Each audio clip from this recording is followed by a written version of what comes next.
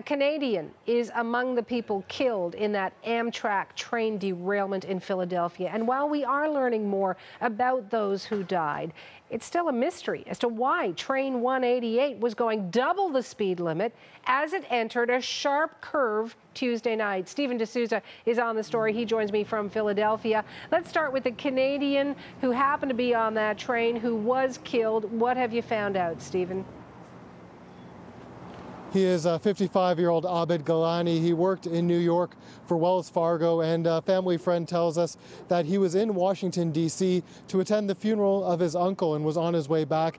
His family is gathering in Maryland right now to mourn him, and his wife says that he was a caring person, a loving and devoted father, and he spent some time in Canada, came to the U.S.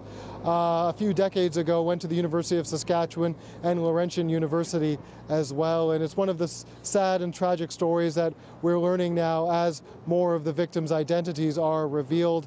In terms of the injured, there are still a number of people in hospital. There was an update from them this morning, 16 people still at Temple Hospital, 8 in critical condition, and so the recovery for them is still continuing as they deal with this deadly crash. And what about the investigation? I know you're watching that front as well. What's the latest there?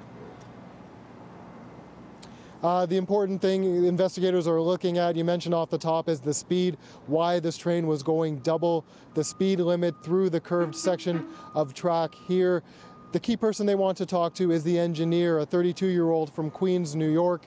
So far, though, he hasn't made any statements. The NTSB says they're giving him some time to convalesce before contacting him. But at the same time, he was interviewed by police but refused to give a statement, instead leaving with his lawyer.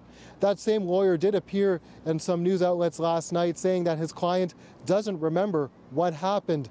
The NTSB says that the engineer did apply the emergency brake seconds before the crash, but it simply wasn't enough.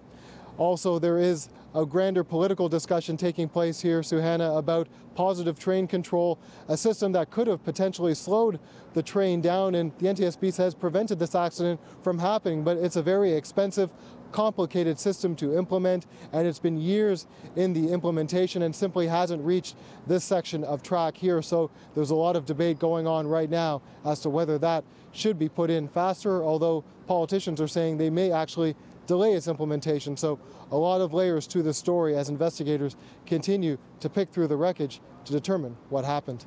Thanks so much for the update, Stephen. CBC's Stephen D'Souza in Philadelphia.